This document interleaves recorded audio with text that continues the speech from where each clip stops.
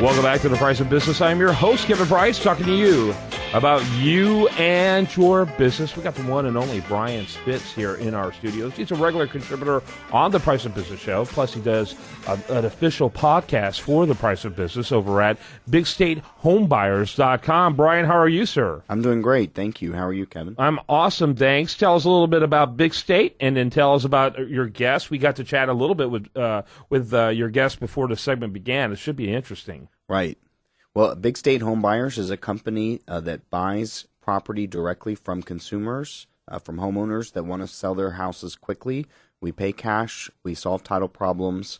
Our average consumer is just looking, for an easy sale, not necessarily desperate for money, but we do a full service operation for them. We're A+ rated by the Better Business Bureau, and we also sell properties to real estate investors.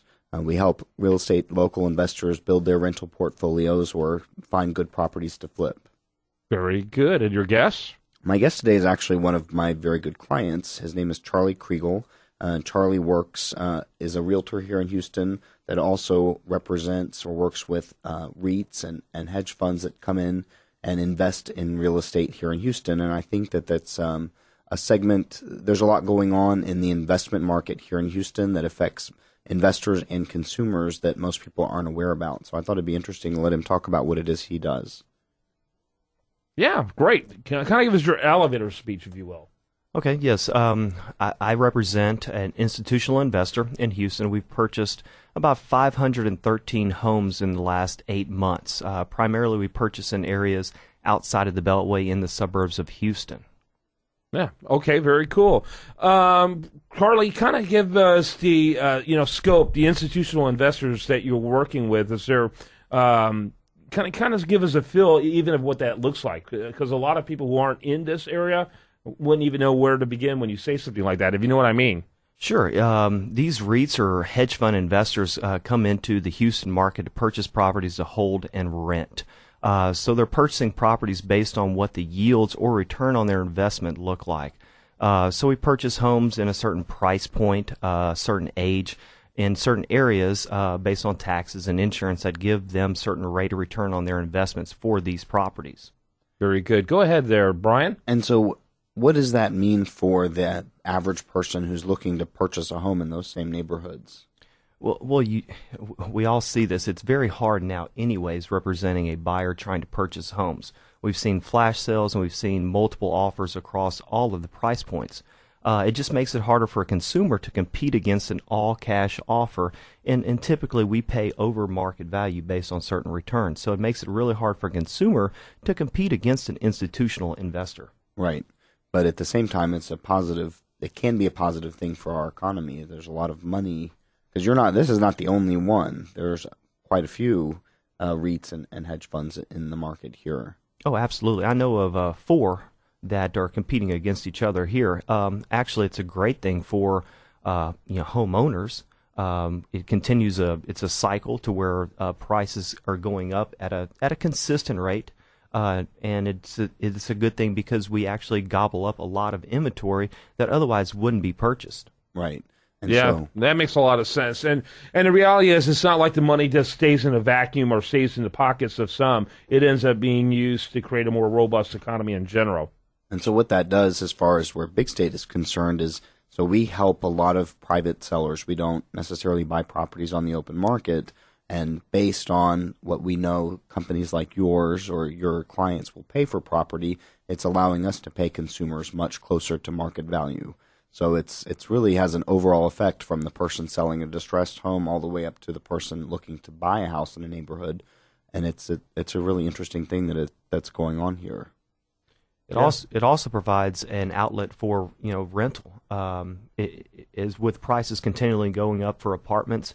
It's almost more affordable to rent a home nowadays than it is an apartment. So we actually provide a service for individuals. Since we have over 2,000 people moving into Houston every week, we do provide an outlet for or a resource for those people to find rental properties. Right. Yeah, that's very awesome. I think that's extremely helpful in an economy like this.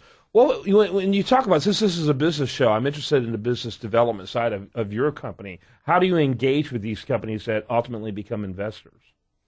It's a process. We have to do a lot of market research in certain areas. A lot of it has to do with algorithms and investment, strategies into going into these. So we've actually built a back office system to locate and partner up with people like Brian to find these properties. Mm-hmm. Mm-hmm. But in terms of finding the money people, that's not a problem. No, not at all. There may have been at one time, but not these days. Not these days, no. Very good. Brian? Well, and so tell us a little bit about what you also, I just want to mention, or you handle traditional real estate as well. So if you want to go ahead and give your website just to give yourself some exposure. Sure. We do a little bit of everything. Everything is really based around our investor network, that residual income within real estate. But yes, I also do traditional business. I was ranked one of the top 12 luxury marketing agents in Houston again this year. My website is charliekriegal.com, and you can find out all of my information on there. Okay. Yeah. That's fantastic. Hey, let me ask you, by the way, I wanted to get an update from you, Brian, on some of the content that you've had updated as far as blogs and video and audio, because you're always doing that over there at Big State Home Buyers. What do you got over there that we haven't heard about recently? We've done a lot of recent content. We've done a lot about, we actually did a whole series about hoarding, because I've seen a lot of people have an interest in how, there's all those TV shows.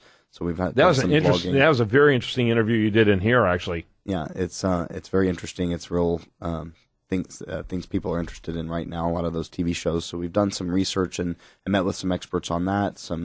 We help a lot of clients who are aging out of a house or have people who have inherited property. So we have a tremendous amount of information on the website for people who are looking for resources provided by the city. For people that need financial assistance with aging families. A lot of information about settling estates, about wills. We have a lot of information on there about long-term care. Actually, after we leave the show, I'm going to go visit with a seller that we met through one of the people that we brought on the show. So somebody who helps families move elderly people out of their homes. So just a lot of resources that are connected to the reasons people might want to sell a house. And again, those same properties, big state purchases, and a lot of them, may end up with somebody like Charlie, and then later a rental property for another family. Mm-hmm. Yeah, I think that's fascinating. People ought to check that out. BigStateHomebuyers.com. And Charlie, your website, Charlie Kriegal, and that's KRIEGEL.com. Yes, thank you. And that's CHARLIE, not a Y there. CharlieKriegal.com. And thanks to both of you gentlemen. Great interviews. Enjoyed it. All right, when we come back, much more for you. Do want to remind you, best content here, it can be found over there at usdatareview.com. And this is The Price of Business. She ain't got no money, her clothes are